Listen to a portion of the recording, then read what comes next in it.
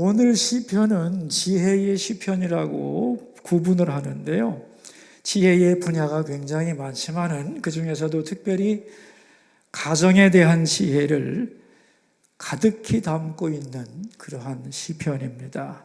가장인 남자를 중심으로 해서 내실에 있는 아내와 밥상에 둘러앉은 자녀들이 어떻게 화목하게 살아갈 수 있느냐, 가정 생활의 지혜와 축복을 알려주는 시로 무척 사랑을 받고 있습니다. 요즘에 가정 문제가 갈수록 힘들어지잖아요. 상처받은 가정, 깨어진 가정, 역기능적 가정들이 많아서 힘든 이 시대에 이상적인 가정을 그리워하는 사람들이 엄청 사랑하는 시가 시편 128편이고, 우리 가정이 이렇게 되었으면 좋겠다 하는 소원이 있을 때 128편을 읽으면서 기도하는 것도 큰 힘이 될 줄로 압니다. 자세히 보시면은 가정을 넘어서서 시온과 예루살렘에 대한 축복을 말하고 있습니다. 이게 뭐냐면은 가정 생활뿐 아니라 교회 생활과 사회 생활의 조화를 이룰 수 있는 시이기도 합니다. 아름다운 가정의 모델이 128편에 기록되어 있다는 걸 기억해 주시면 좋을 것 같아요. 문제는 어떻게 하면 이런 가정을 이룰 수 있느냐 하는 건데, 여호와를 경외하면 된다는 거예요. 방법은 간단해요. 여호와 경외라는 말 많이 들었잖아요, 우리, 그죠? 이 경외라는 말은 히브리어로 야레라는 말인데, 하나님을 향하여 가지고 있는 나의 모든 태도의 종합이 경외입니다. 철학자들은 이런 말을 해요. 신존재의식이라고. 신을 의식하면서 살아간다는 뜻인데, 신존재의식은 여기서만 이루어지는 작업이에요. 추상적으로. 근데 이 경외라고 하는 것은 그것이 삶의 태도로 정착되었을 때를 의미하는 거예요.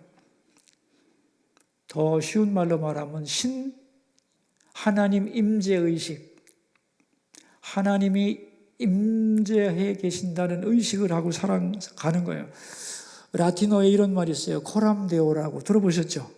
코람데오, 하나님 앞에서 하나님이 내 앞에 임재해 계신 것 같은 의식을 가지고 그 하나님 앞에서 살아가는 자세가 바로 여호와를 경외하는 자세다, 그런 얘기입니다. 여기 이런 말 있잖아요. 1절에 보시면 이런 말 나오죠. 여호와를 경외하며 그의 길을 걷는 자마다 복이 있도다. 그의 길을 걷는다는 말은 뭐냐 하면은 자기가 입으로 고백하는 내용을 삶으로 실천한다는 뜻이에요. 그러니까 입으로 경외 떠들어봐도 안 되고, 그 경외를 삶으로 실천하는 사람에게는 복이 있다는 거예요. 진짜 그 여호와를 경외하는 자에게는 복이 있고, 그 복을 하나님이 열거하고 계시는 거죠.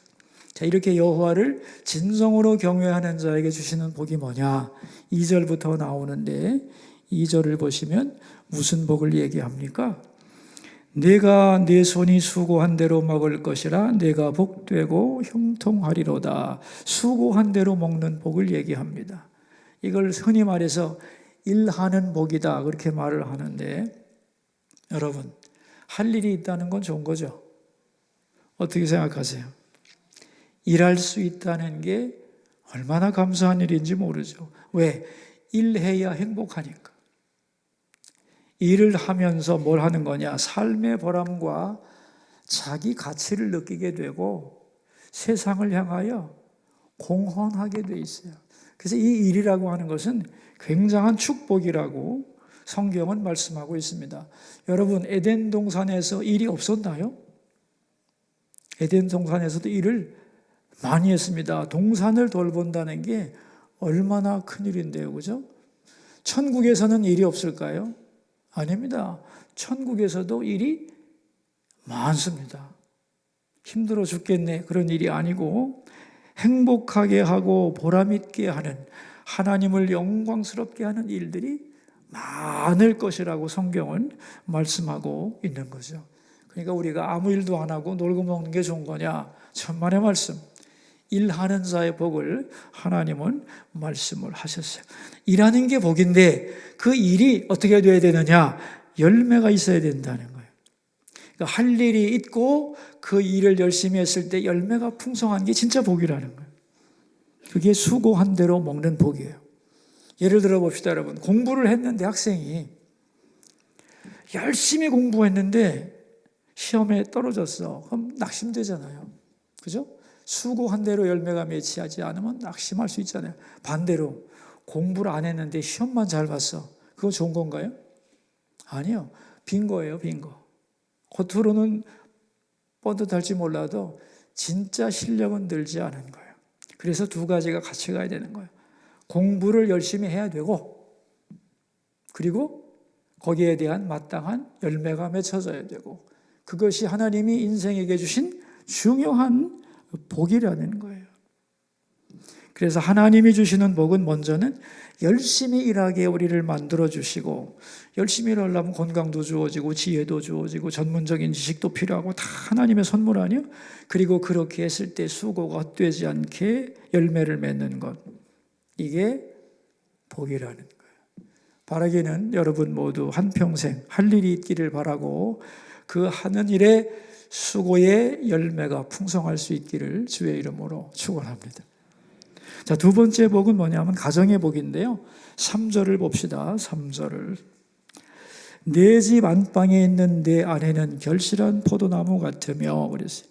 아내의 축복, 남편에게 있어서 아내의 축복이 최고 큰 축복 아니겠어요? 근데 여기 아내를 뭐라고 그랬어요? 뭐와 같다 그랬어요? 포도나무와 같다. 결실한 포도나무, 빼싹 마른 포도나무가 아니라 포도가 주렁주렁 까맣게 열려있는 포도나무와 같다 그랬어요.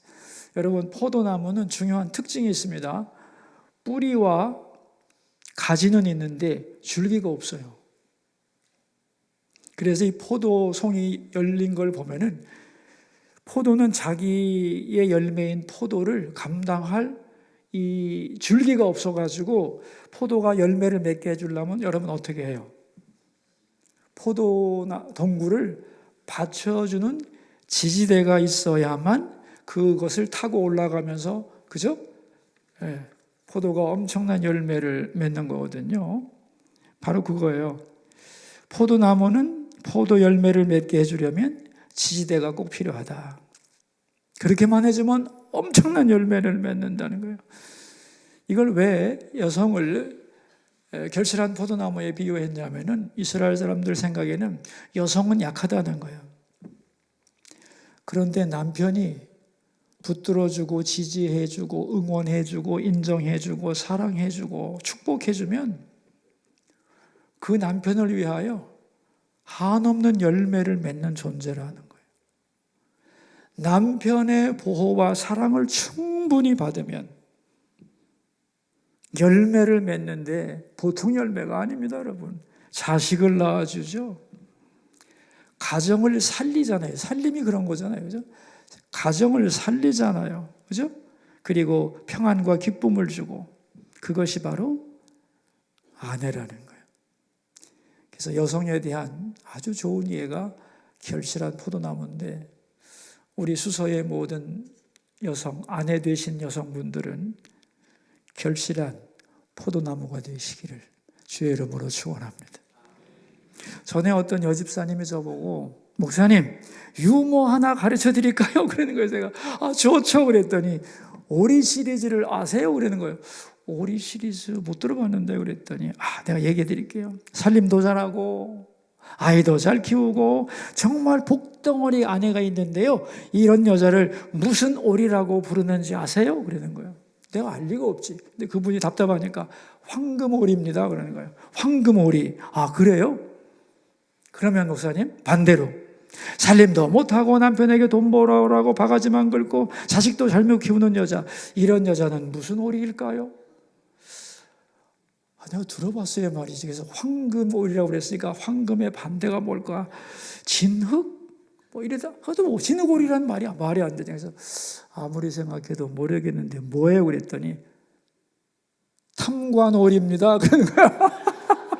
탐관오리에서 내가 너무 웃어서 막 웃었거든요. 그랬더니, 그럼 세 번째, 살림도 잘하고 아이도 잘 키우고 남편도 하기도 잘하는데 아이의 경제 개념이 있어갖고 남편을 작은 돈 갖고 부자로 만들어주는 여자. 그런데 일찍 죽어버렸어요. 그런 여자를 무슨 오리라고 부르는지 아세요? 아싸가 오리래. 아싸가 오리. 마지막으로 뉴 버전이 나왔는데 구제불능의 여자를 뭐라고 하는 줄 아세요? 어찌하오리. 네, 그 말을 듣고 정말 많이 웃었어요. 오리 종류가 많기도 하다. 아, 세상에 남자들이 아내를 그렇게 비유를 하는가 그런 생각을 했습니다. 저는 여러분이 어떤 오리인지는 모르지만은 성경적으로 가장 이상적인 아내는 어떤 아내라고 그랬어요? 예? 나오잖아요. 결실한 포도나무. 결실한 포도나무 같은 아내가 되시기를. 아멘. 아내는 작고 힘없는 존재가 돼도 남편에게는 결실한 포도나무라는 것. 그리고 우리 모든 남자들이 자기 아내를 결실한 포도나무로 여기면 행복한 가정이 되지 않을까 생각을 합니다. 자, 이제 자녀에 대한 얘기가 나오잖아요. 자녀는 뭐와 같다 그랬어요? 어린 감람나무 같다잖아요. 그죠? 이 감람나무는 아주 크고 번성하는 나무인데 이 팔레스타인의 감람나무는 키가 어느 정도 되느냐? 20m 내지 30m. 어마어마하게 커요. 잎사귀가 40에서 50cm. 그리고 성장 속도도 무지하게 빠릅니다. 자녀들이 식탁에 둘러앉아가지고 잘 먹고 쑥쑥 자라는 모습. 보기만 해도 든든하죠. 바라만 봐도 좋죠. 그리고 감람나무는 훌륭한 제목이에요. 가정에서 부모의 품 안에서 멋지게 자라나는 자녀들을 볼 때 바라만 봐도 좋은데 이것이 있어야 복된 가정이다 그런 얘기예요. 근데 이 복이 가정에서 끝나지를 않고 5절에 보면 뭐라고 그랬느냐? 뭐라고 그랬어요? 시온에서 내게 복을 주실지어다. 너는 평생에 예루살렘의 번영을 보며. 시온의 복, 시온은 하나님이 계신 성전을 의미하는데 우리말로 말하자면 교회의 복, 신앙의 축복을 의미하는 거예요. 예루살렘은 내가 사는 도시와 사회, 국가를 의미하는 거예요. 그러니까 여호와를 경외하는 사람은 개인과 가정의 축복을 넘어서 사회와 국가에서도 꼭 필요한 사람이 된다 그랬습니다. 그런데 마지막으로 이 복이 거기서 끝나면 안 되고 미래로 이어지겠다는 거예요. 6절 말씀. 내 자식의 자식을 볼지어다. 이스라엘에게 평강이 있을지어다. 자식의 자식을 보리라. 후손들이 잘 번성하는 것을 보며 진정한 만족을 누리게 해주겠다. 자, 그래서 오늘 128편의 내용을 보면은 한 인간이 받을 수 있는 모든 복을 다 열거해 놨어요. 그죠? 이런 엄청난 복을 누가 받을 수 있느냐? 딱 하나야. 여호와를 경외하는 자에게 하나님은 주기를 기뻐하신다는 거예요. 근데 여러분, 잘 생각을 해보세요.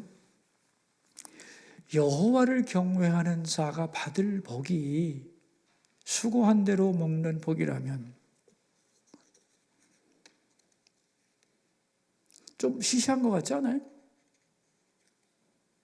아니, 여호와를 경외하지 않는 사람들도 수고한 대로 먹을 수 있잖아.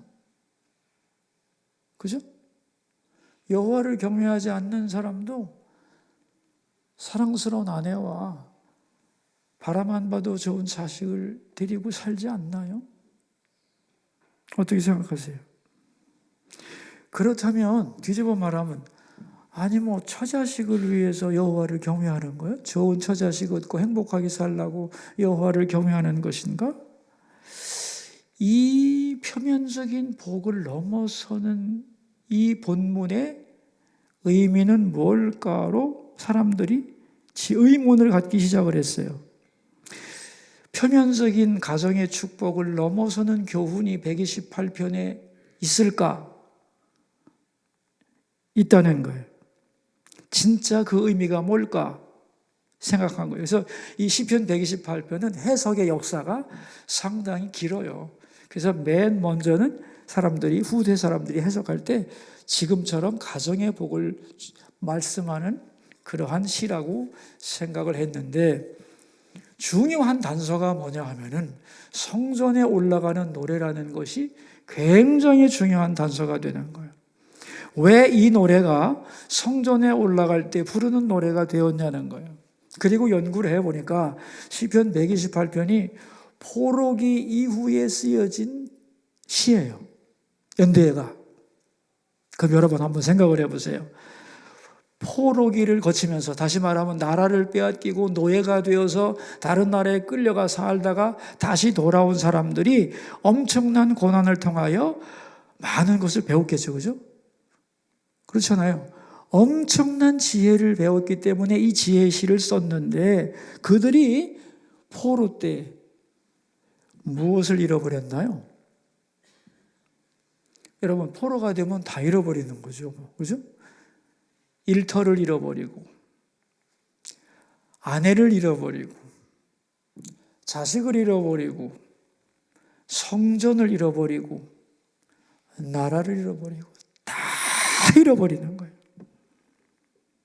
그러면 이스라엘 사람들은 모든 것을 잃어버린 후에 왜 우리가 이 모든 것을 잃어버렸는가를 생각하지 않았겠어요? 생각을 했겠어요? 안 했겠어요? 왜 우리가 이 모든 것을 잃어버렸는가? 그들은 이렇게 생각을 한 거예요. 우리를 행복하게 만들어 주었던, 지금 우리가 읽어했던 것, 남편에게로 말하자면 좋은 아내와 자식과 좋은 일터와 성전과 국가, 다 소중한 것들 아니에요? 왜 우리는 이런 것을 다 잃어버리게 됐을까를 반성하는 거죠. 그리고 대답이 뭐냐? 그 모든 것을 절대로 잃어버리지 않으려고 했기 때문이다. 그런 얘기예요. 그러니까 잃어버린 것들을 우리가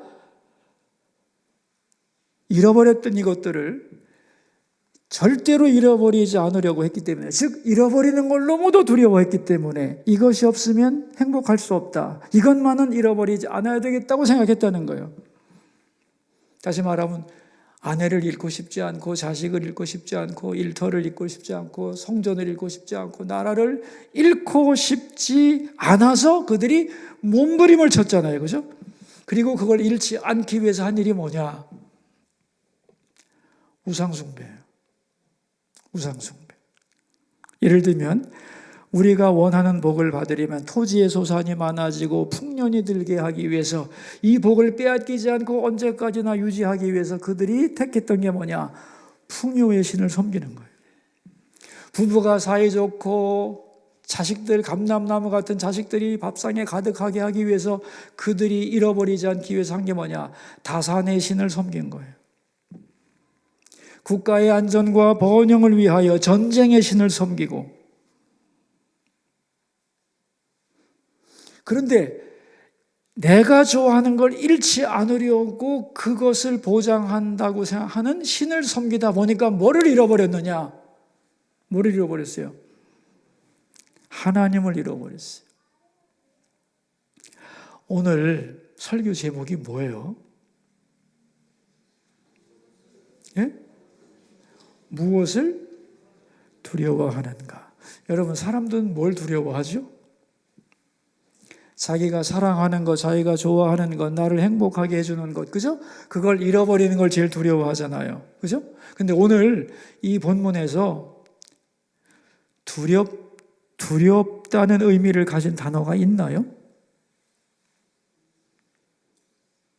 오늘 본문에 두렵다는 의미를 가진 단어가 있어요?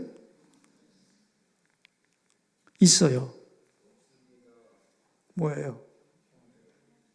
경외라는 말이에요. 경외. 여러분, 경외는 뭐냐면 공경할 두려워할 외입니다. 공경하고 두려워한다는 거예요. 그래서 이 경외를 영어 단어로 쉽게 fear를 씁니다. 공포, 두려움, 무서움을 의미하는 단어가 경외라는 말로도 쓰여요. 자, 그렇다면 하나님을 경외한다는 건 뭐냐 하면은 하나님을 공경하고 두려워한다는 거잖아요. 그죠? 제가 언젠가 얘기한 것 같은데 주일 설교 때 경외와 공포의 차이가 뭐냐? 경외와 공포는 비슷한 것 같지만 아주 다른 거예요. 경외는 없으면 두려운 거예요. 공포는 있으면 두려운 거예요. 자, 그럼 이게 경외의 대상인지 공포의 대상인지 구분해 봅시다. 돈은 있으면 두려워요? 없으면 두려워요? 돈. 없으면 두렵죠? 그럼 경외의 대상이에요. 사랑하는 사람. 있으면 두려워요? 없으면 두려워요? 경외의 대상이 되는 거예요. 원수. 있으면 두려워요? 없으면 두려워요? 있으면 두렵지. 공포의 대상인 거예요. 이해됐죠? 그러면 오늘 복의 종류에 나왔던 직장, 아내, 자식, 교회, 나라 이것들은 다 무슨 대상이냐? 예? 경외의 대상이에요. 왜? 우리에게 행복과 만족을 주는 것들이기 때문에 이게 없어질까 봐 우리는 정말 두려워요. 그죠? 그렇잖아요. 그런데 우리 마음에는 하나님만 계셔야 돼요. 그죠? 하나님만 경외해야 돼요. 하나님만 경외할 때 하나님이 뭘 주시느냐? 우리가 이 세상에서 필요로 하는 모든 복을 하나님이 다 주셔요. 그죠? 그러니까 하나님을 경외하는 게 진짜 복이고 나머지 모든 복은 뭐예요? 하나님을 경외할 때 따라오는 부산물이에요. 부산물. 그러니까 이스라엘 사람들이 가장 두려워해야 할 것은 뭐냐? 하나님을 잃어버리는 것을 가장 두려워해야 되는 거예요. 왜? 하나님을 잃어버리면 모든 것이 사라지기 때문에. 자, 이제 다시 돌아가서 그럼 그들이 포로가 되어 끌려갔다는 것은 다 잃어버렸다는 건 무슨 뜻이에요?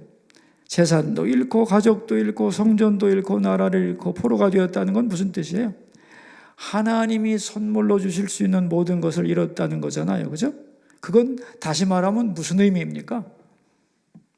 하나님을 잃어버렸기 때문이라는 거예요. 왜 하나님을 잃어버렸느냐? 하나님의 선물을 잃어버리지 않으려고 했기 때문에. 하나님의 선물에 마음이 취해서 이걸 절대로 잃어버리지 않아야 되겠다고 몸부림치다 보니까 하나님을 잃어버리게 된 거예요. 여러분, 두려움은 좋은 거예요, 나쁜 거예요? 두려움은 좋은 것도 나쁜 것도 아니죠. 두려워해야 될 것은 두려워해야 되고 두려워하지 말아야 될 것은 두려워하지 말아야 되는 거죠. 그죠? 그럼 진정한 두려움이란 뭐냐 하는 거예요. 신앙인이 가져야 될 진정한 두려움은 뭐냐 이거예요. 하나님을 잃어버리는 것을 제일 두려워해야 된다. 그래서 이 경외라는 말을 여러분이 이해하기 쉽게 예를 하나 들을 테니까 잘 들어보세요. 하나님이 아브라함에게 이삭을 선물로 주셨죠. 그죠? 자, 이삭이 성장하면서 아브라함이 보니까 너무 좋은 거야. 이삭만 보면 행복하고 만족하고 사는 재미가 넘쳐나네. 그죠? 그래서 이 아이만은 절대로 잃어버릴 수 없는 거예요. 그래서 이 아이에게 마음을 주고 사랑하다 보니까 하나님을 잃어버렸어요. 하나님이 뭐라고 그래요? 제 번제로 바쳐 그랬어요. 자, 그 순간 아브라함이 생각하는 겁니다. 둘 중에 어느 것을 잃어버려야 되는가? 하나님을 잃어버릴 것인가? 사랑하는 아들을 잃어버릴 것인가? 어느 것을 잃어버리는 게 더 두려운 일인가?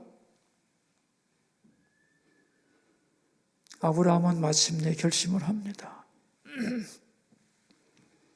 독자를 잃어버리는 것, 하나님을 잃어버리는 것, 어느 게 더 두려운 거예요? 아브라함은 뭘 선택한 거예요? 하나님을 잃어버리는 것이 더 두렵다고 생각한 거예요. 그래서 어떻게 했느냐? 칼을 듭니다. 칼을.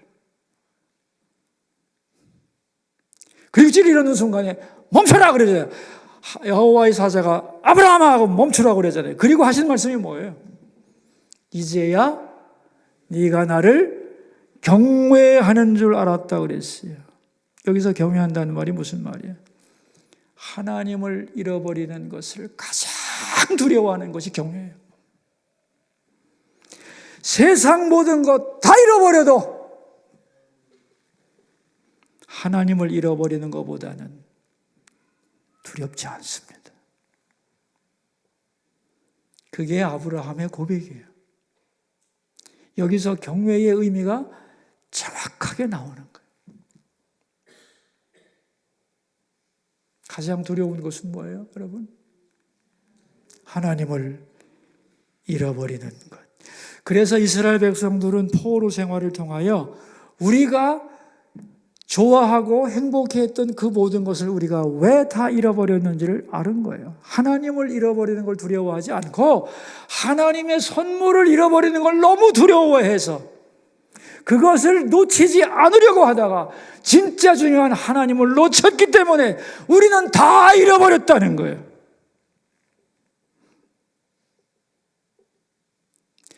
아무것도 없었지만 하나님 한 분만을 붙잡았을 때는 하나님이 다 주셨어요. 그런데 하나님께로부터 받은 것이 많아지자 그 받은 것을 잃지 않으려고 걱정하다 보니까 하나님을 잃어버리게 되었고 그 결과 내가 사랑하고 좋아하던 모든 것을 다 잃어버렸다는 거예요. 그래서 이제 우리가 할 일은 뭐냐 이거예요. 어떤 일이 있더라도 하나님을 잃어버리는 일이 있어서는 안 된다는 거예요. 그래서 하나님을 잃어버리는 것을 가장 두려워하는 사람이 되어야 된다라고 고백을 한 거예요. 그래서 성전에 올라가는 노래가 된 거예요. 여러분, 성전에 올라오실 때 오늘 성전 오셨잖아요. 어떤 마음으로 오셨어요? 우리는 대개 이것도 필요하고 저것도 필요하고 달라 하면서 오잖아요. 그죠? 근데 우리가 하나님을 잃어버리고 있는 것에 대해서는 두려움이 없어요. 그건 어리석은 거예요. 오늘 우리가 예배드리러 왔는데 예배드리는 목적이 뭐예요? 어떤 마음으로 예배드리러 가야 됩니까? 예배 드리러 오는 자의 마음은 어떠해야 된다는 걸 오늘 본문은 가르치는 거잖아요. 성전에 올라가는 노래니까, 그죠? 하나님, 세상의 모든 것을 다 잃어버린다 할지라도 하나님만은 결코 잃어버리지 않게 하소서. 이런 마음으로 성전에 오라는 거예요. 왜? 하나님을 잃어버리는 것이 가장 두려운 일이기 때문에. 그래서 하나님을 잃어버리는 것이 두려운 것이라는 것을 배우는 곳이 성전이고 하나님보다 더 사랑하는 것들을 죽이는 곳이 성전이고 그래서 성전에 올라오는 노래로 정착이 되었다고 보고 있습니다. 여러분의 소원은 뭔가요? 저는 오늘 본문을 연구하면서 하나님, 저의 마지막 소원은 끝까지 하나님을 잃어버리지 않는 것입니다. 제가 나이가 들고 모든 것이 떠난다 할지라도 끝까지 하나님을 잃어버리지 않게 하소서. 기억력이 사라지고 몸이 약해지고 그렇더라도 하나님만은 잃지 않게 해주소서. 이 세상 아무 것에 대해서도 두려워하지 않게 하소서. 하나님을 잃어버리는 것을 가장 두려워하는 인간으로 살다 가게 하소서. 그런 기도를 해봤네요. 네? 여러분, 우리가 원하는 이 세상의 복이 많아요. 근데 그거는 하나님이 주고 싶어 하는 거예요. 여러분이 부모는 알잖아요. 내 거 다 주고도 아깝지 않고 자식이 생각하지 않은 것까지 주려고 그러잖아요. 하나님도 똑같습니다. 그래서 우리가 생각할 것은 뭐냐면 이 복도 주시고 저 복도 주시고 요거 조금만 더 주시고 저 사람보다 조금 더 주시고 이런 건 우리가 생각할 일이 아니에요. 우리가 생각할 것은 뭐냐면 나는 어떤 일이 있어도 여호와를 잃어버리지 않겠다. 그거 하나만 하면 되는 거예요. 그럼 나머지는 하나님이 다 주시는 거예요. 그 마음만 가지고 있으면 얼마든지 줘도 잘 쓸 거라는 걸 하나님이 아시기 때문에 하나님이 알아서 줍니다. 여러분이 달라고 그래서 다 받았어요? 생각도 안 한 것도 하나님이 다 주시잖아요. 그죠?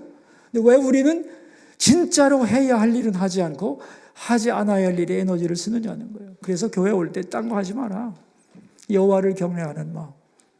절대로 하나님을 잃어버리지 않겠다는 그 마음. 그런 각오와 결심을 가지고 성전에 올라와서 우리의 마음을 세상으로 빼앗는 것들을 죽이고 하나님을 경외하는 마음으로 다시 무장하고 가기만 하면 우리의 삶을 하나님이 다 책임져 주시니까 그런 마음을 가지고 성전에 올라오라고 이 시를 암송하고 노래로 불렀다는 거예요. 최고의 복은 하나님 경외하는 것 자체가 복이고, 그죠? 그리고 사실은 우리가 하나님만 경외한다면 상황이 어떻든지 간에 하나님으로 충만해지기 때문에 결코 불행하지 않습니다. 어떤 상황 가운데서도 감사할 수 있는 사람들이 되는 것이죠. 그게 진정한 신앙이죠. 바라기는 앞으로 우리의 남은 인생이 하나님을 잃어버리는 것을 가장 두려워하는 그런 삶이 되기를 주의 이름으로 축원합니다. 기도합시다. 기도 제목입니다. 우리는 무엇을 두려워합니까? 실직과 가난과 질병과 이런 것들을 두려워합니까? 하나님 아닙니다. 하나님을 잃어버리는 것을 가장 두려워하게 하소서.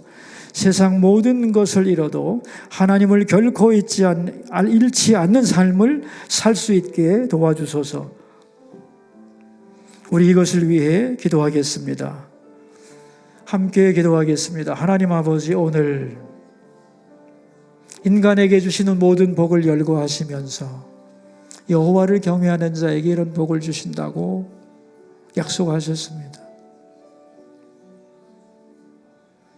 그런데 우리는 그런 복을 받으려고 여호와를 경외하는 것이 아닙니다. 이스라엘 백성들은 고난을 통하여 배웠습니다. 하나님이 주신 이 아름다운 선물들, 우리를 만족하게 하고 행복하게 했던 이것을 우리는 왜 다 잃어버렸는가? 만복의 근원이신 하나님을 우리 마음속에서 잃어버렸기 때문에 하나님이 주신 선물이 너무 좋아서 그것을 절대로 잃어버리지 않기 위하여 인간적인 방법을 쓰다가 정말 잃어버려서는 안 되는 하나님을 잃어버렸기 때문에 우리는 모든 것을 잃었었다. 그러므로 이제 우리가 할 일은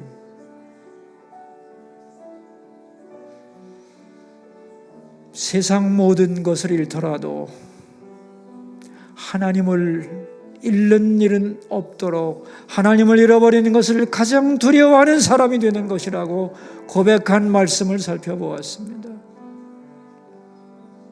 맞습니다, 주님. 우리가 잃어버리기를 두려워하는 수많은 인생의 가치들이 있지만 그것을 잃어버리는 것보다 우리 하나님을 잃어버리는 것이 더 두려운 일임을 알게 해 주시고 나는 세상의 모든 것을 잃을지라도 하나님 한 분만은 잃지 않을 것이다. 그런 마음과 각오, 그런 새로운 결심을 하기 위하여 성전에 나오며 성전에 와서 그런 마음으로 무장하고 돌아가는 하나님의 자녀들이 될 수 있도록 복 내려 주옵소서. 오늘 삼교구 1지역 사랑하는 주님의 자녀들이 찬양했습니다. 무거운 짐을 주님께 맡기면 주께서 져주신다는 것을 고백했습니다.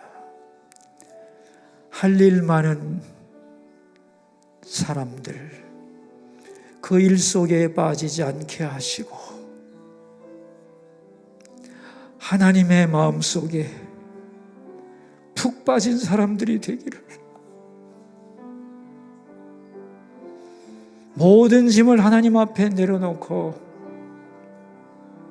믿음으로 승리하는 자녀들이 되기를, 자식을 길러야 하고 부모님을 모셔야 되고 주어지는 이 땅의 많은 일을 감당하기 위하여 정신없이 달려가는 그들이지만 그들 마음 한가운데 여호와 경외하는 마음 충만할 수 있기를, 수서의 모든 성도들이 우리 하나님을 결코 잃지 않고 세상의 모든 것보다 더 소중히 여기는 참 믿음의 사람이 되고 하나님이 아낌없이 복을 부어주시는 풍성한 삶이 되도록 은혜 내려 주옵소서. 예수님의 이름.